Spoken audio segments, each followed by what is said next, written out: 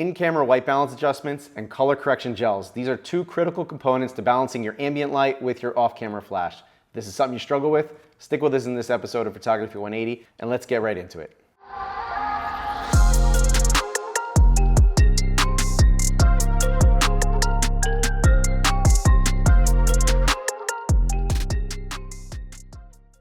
Welcome back to the series, everyone. This week's episode is all about achieving that great color balance in camera with the use of color correction gels and also some in-camera white balance adjustments. Now, this is critical when you're in, especially as a wedding photographer, as an event photographer, you find yourselves in locations where you're mixing your flash with whatever ambient light is available in the room.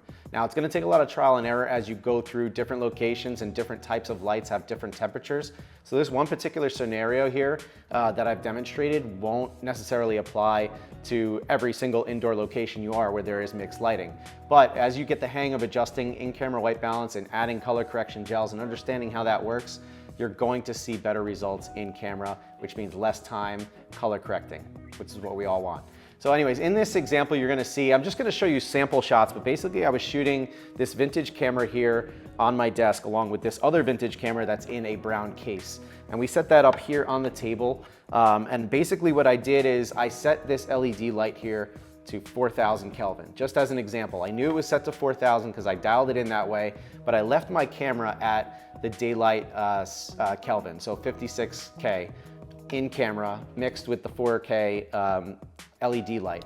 And you're gonna see right away that there is a distinct difference. The camera, the way it was photographing, it appeared overly warm, so it wasn't quite what I would be hoping to see. So what I did there is, obviously I know this is 4,000 Kelvin. I went into my camera, adjusted my in-camera white balance down to 4,000 Kelvin to match, retook the image, and boom, everything looked great, everything looked natural. But this is where you're going to start adding in your own off-camera flash, especially if you're shooting these weddings and events. You wanna add light where you need it. And so what we do is we start by adding a flash. In this case, I just took a small little 100 Pro from Flashpoint, and I did not put anything on it because I know more or less these are designed to come out with daylight balanced light. So I used this as a backlight on these two objects here and fired a frame. So now remember, my camera is set to 4,000 Kelvin, the LED is at 4,000, but the light coming out of this flash is more or less around 5,600 Kelvin.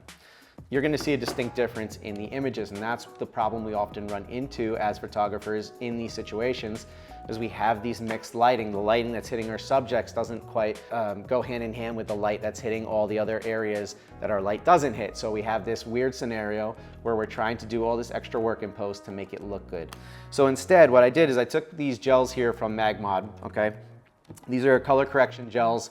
In my hand is a 1/4 CTO, and I actually had two others here. So I had two sets of 1/4 CTO, and then I had a 1/2 CTO. And I took a couple of shots using the 1/4, stacking it to make it a 1/2, and then also adding the 1/2 to that to make it full CTO.